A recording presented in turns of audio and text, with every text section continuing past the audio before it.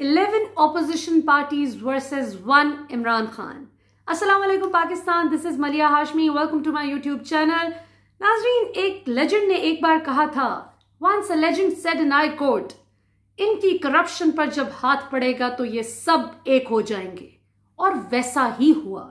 हमने देखा कि उस वक्त बहुत से सहाफी, सियासतदान उस लेजेंड से बहस किया करते थे कि ऐसा क्यों कर मुमकिन होगा, ये तो एक दूसरे को सड़कों पर घसीटने की बात करते हैं। जरदारी साहब तो कहते हैं कि नवाज शरीफ से बड़ा सिक्योरिटी रिस्क तो पाकिस्तान के लिए कोई हो ही नहीं सकता, जबकि नवाज शरीफ साहब जरदारी साहब को क्या क्या कुछ नहीं कहते थे।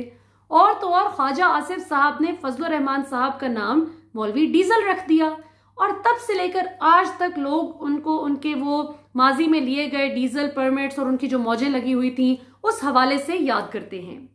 अब बदकिस्मती की बात यह है ऑपोजिशन के लिए कि लोग इमरान खान हुकूमत से जितने भी मायूस हो जाएं, महंगाई के हालात से परेशान भी हों, तो भी वो इमरान खान के लिए दुआएं करते हैं कि अल्लाह ताला इमरान खान को कामयाब करें कि वो इस मुल्क को सही डगर पर ला सकें। वो इस सब के बावजूद भी ऑपोजिशन को अपने मसीहा के तौर पर नहीं देखते, एंड राइटली सो। पिछले 50 साल का जो बेड़ा गर्क हुआ है वो इन्हीं लोगों ने तो किया है, जो एक दूसरे की पहले इलेक्शन के करीब जब आते थे तो शक्ल भी देखने के रवादार नहीं होते थे, और जैसे ही इलेक्शन जीत लेते थे तो उसके बाद फिर जो एक जमात जीतती थी दूसरी फ्रेंडली ऑपोजिशन का किरदार अदा करती थी, और फजलुर रहमान साहब एक प्राइज के तौर पर मिल जाते थे जीती हुई जमात को। सो इस तरह से तो हमारी पिछली 50 साल सियासत चलती रही।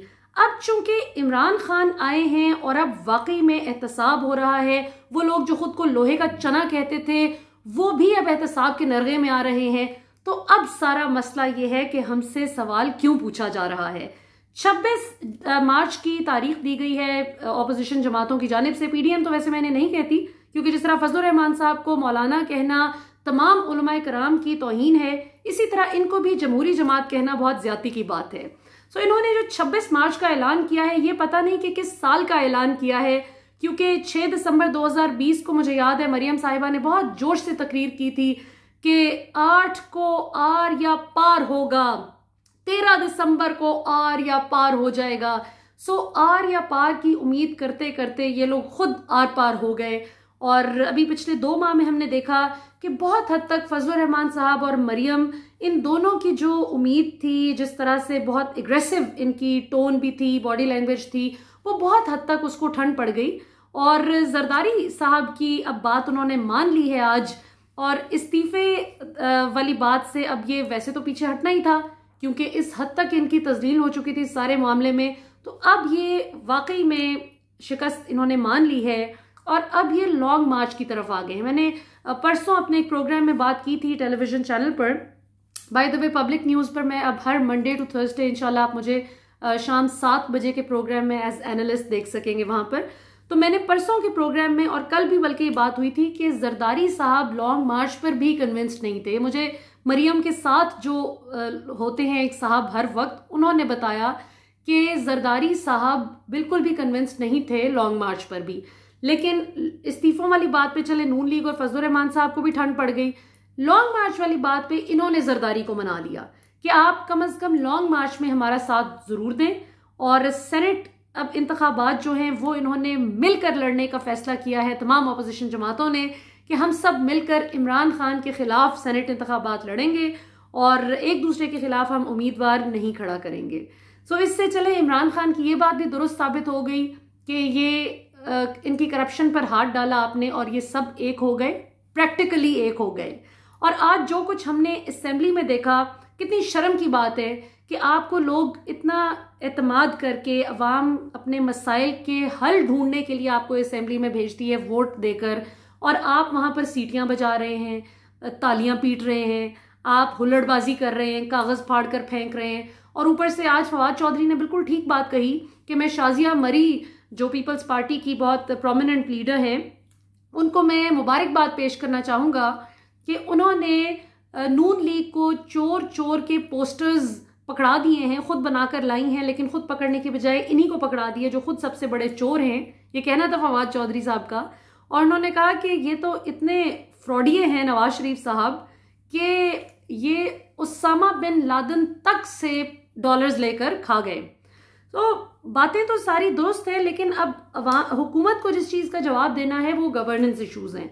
वो ये है कि आप महंगाई पर काबू पा रहे हैं कि नहीं। मैं बार बार ये बात करती हूँ कि हुकूमत को इस बात पर रिलैक्स होकर नहीं बैठ जाना चाहिए कि अगर ऑपोजिशन अपने जाल में खुद फंसती चली जा रही है, इमरान खान को गिराने में वो नाकाम हो रहे हैं, इसका ये मतलब नहीं कि आप अपने इश्यूज पर तवज्जो ना दें।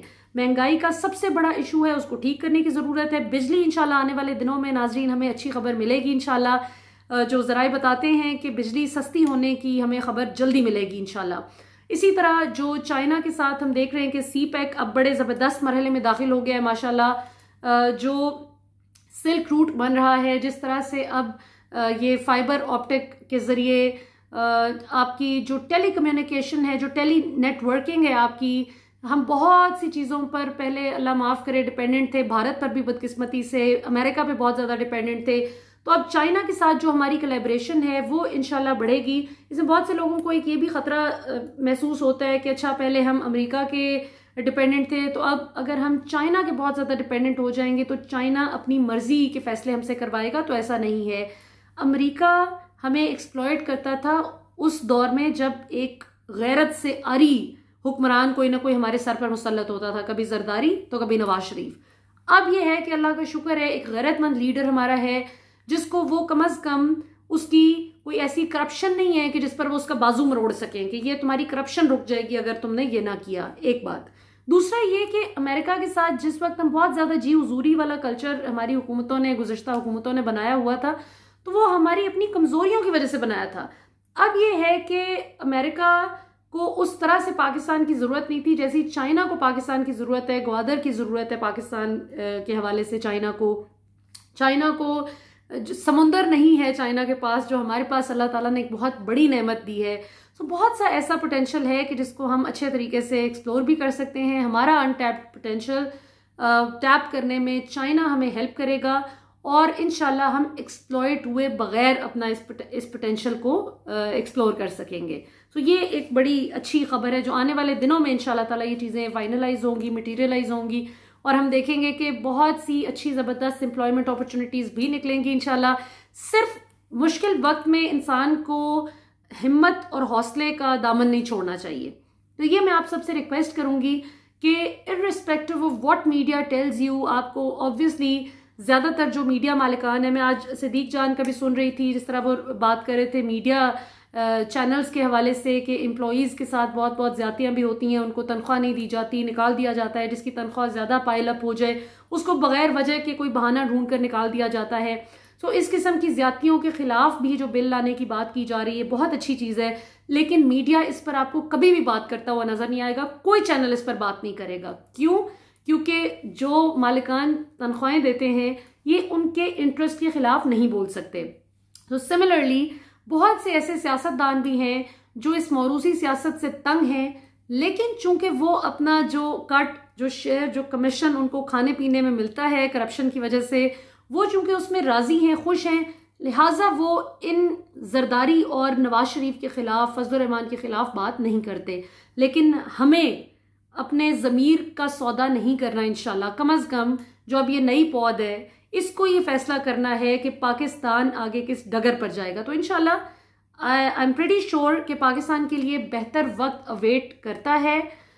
लेकिन सिर्फ थोड़ी सी चीज़ ये है कि while good times await Pakistan, the government needs to make sure कि ये अच्छी अपॉर्चुनिटीज़ क्रिएट कर सके, गवर्नेंस इश्यूज़ पर काबू पा सकें। और ये जो मीडिया पर कदगन की बात करते हैं, काजी फाइज ईसा साहब ने भी बात की है, बड़े वैसे ज़बरदस्त टाइम पे की है कि कल जब भारत को एक्सपोज करने का दिन है, कश्मीर डे है कल, बजाय इसके कि हम भारत को एक्सपोज करें, आप बात कर रहे हैं कि जी क्या यहाँ पर मीडिया पर कदगनें लगी हुई हैं, मीडिया को आज़ादी नहीं मिली। मुझे नहीं समझ आती। हामिद मीर भी यही बात करते हैं, आसमा शराजी भी यही बात करती हैं, तलत हुसैनी, बहुत से लोग इस तरह की बात करते हैं जो सबसे ज़्यादा अपनी मर्जी के मुताबिक बात करते हैं। आपका जो जी चाहता है आप हुकूमत पर तनकीद करते हैं, इमरान खान पर तनकीद करते हैं, जिस चीज़ पर आपका जी चाहता है आप तनकीद करते हैं, कभी नहीं आप चूकते।